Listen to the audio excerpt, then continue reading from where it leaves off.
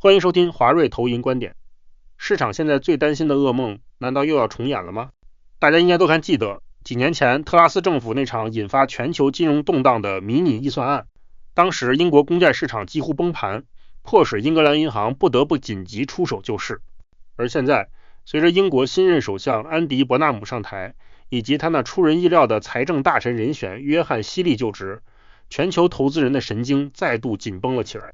这场政治大地震发生得非常突然，伯纳姆宣称他的任期将是英国经济的断路器，准备采取大刀阔斧的政策决断。虽然新政府口头上不断强调会遵守财政纪律，但话锋一转，却提到了要利用规则中的灵活性。这三个字在投资人的耳中听起来就像是举债扩张的隐晦代称。野村在最新的研究报告中发出了严厉警告，英国的财政余裕正在急速萎缩。原本市场预期的240亿英镑空间，现在可能已经缩减到只剩100亿英镑。更令人不安的是，新内阁似乎正在酝酿一套偷换指标的财政戏法，试图透过改变债务的计算方式，硬生生地挤出200亿英镑的举债空间。如果这套方案真的在10月的预算案中亮相，市场会买账吗？还是我们会看到英债危机的 2.0 版本？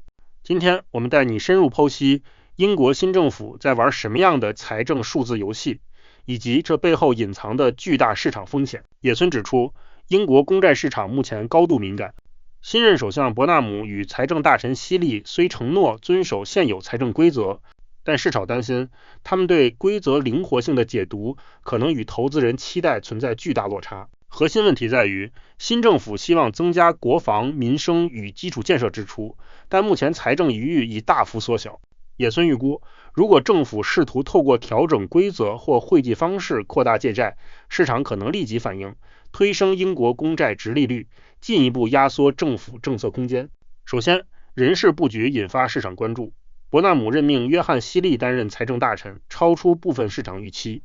希利过去曾批评英国财政部过度限制政府行动，也曾因国防支出不足而辞职。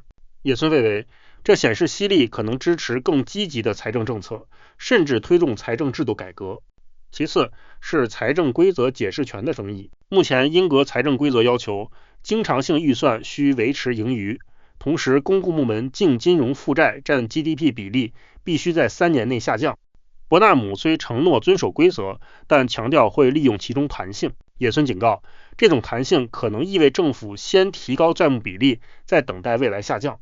然而，在高利率环境下，新增债务将推高利息支出，反过来削弱财政能力。第三是财政缓冲空间快速缩小。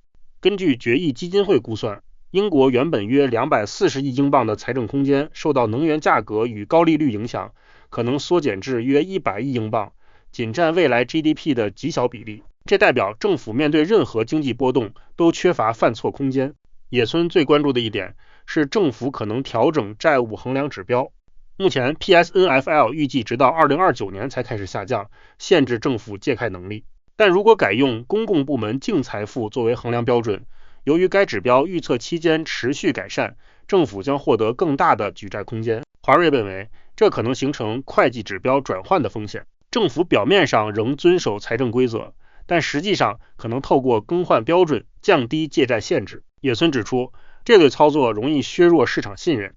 此外，政府也可能透过国家财富基金、英国商业银行等公共金融机构进行表外融资。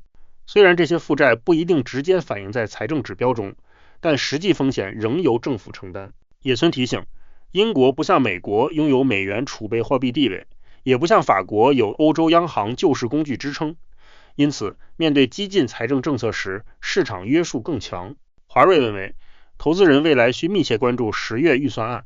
如果市场认定政府正在利用会计技巧扩张支出，英债殖利率可能快速上升，并推高房贷与企业融资成本。总结而言，野村认为市场不反对改革，但警惕财政规则被重新定义。PSNFL 转向 PSNW 及表外融资，可能引发英债市场重新定价。华瑞认为，未来几个月，英国公债市场将成为全球投资者的震央。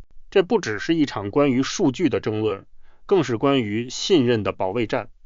新内阁是否真的如他们所说的那样审慎，还是只是在为下一场债务危机编织华丽的借口？伯纳姆无疑已经收到了关于公债市场风险的警告，他是否会选择无视这些警告，将决定英国未来几年的经济命运。以上就是本期节目的全部内容，感谢各位的观看，希望今天的内容对您有启发。如果您喜欢我们的内容，欢迎追踪华瑞。若您对加入华瑞有兴趣，或是想要与我们进一步联系，欢迎随时与我们联络。